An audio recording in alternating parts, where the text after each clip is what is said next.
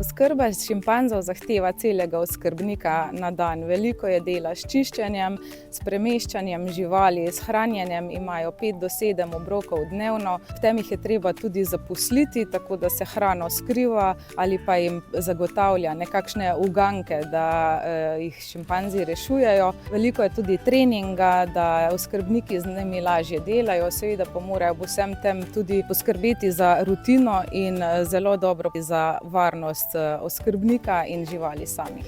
Kaj sploh treniramo živali v živalskih vrtovih in nasploh v oskrbi? Glavni razlog je vedno dobrobit živali, se pravi, s tem izboljšujemo njihovo tako fizično kot psihično stanje in jim dajemo pogoje, v katerih kar najbolj živijo. Trening omogoča predvsem lažjo in boljšo vsakodnevno oskrbo živali, omogoča veterinarske preglede, izvajanje veterinarske nege, zdravljenje z manj stresa in manj možnosti za poškodbo tako ljudi kot živali. Omogoča tudi sodelovanje živali v naravovarstvenih projektih, tudi sodelovanje živali na izobraževalnih programih, ki jih predstavljamo širši javnosti.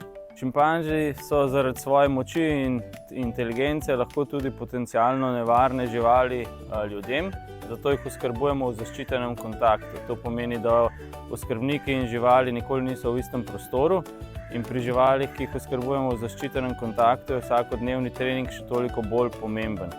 Zelo pomembno je, da naša družina šimpanzov svoje oskrbnike zelo dobro pozna in ima z njimi stkana tesno vez, zato da lahko vsakodnevno skupaj sodelujejo pri oskrbi in tudi pri veterinarskih pregledih. Recimo, že samo problem je v tem, da če šimpanz ni naučen premeščanja, potem oskrbnik ne more oskrbeti tistega prostora, če se šimpanz ne prestavi v drug prostor. Poudarek našega treninga temelji na metodi pozitivne spodbude, kar pomeni, da žival nikoli ne silimo v nič.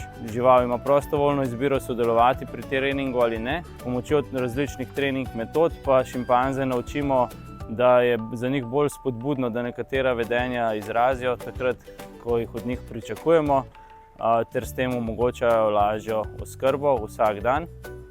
Naši šimpanzi so naučeni oziroma navajeni, da brez stresa preživijo veterinarske preglede, se pravi, znajo pokazati različne dele telesa, kar je zelo pomembno pri možnih oskrbah raznih hran.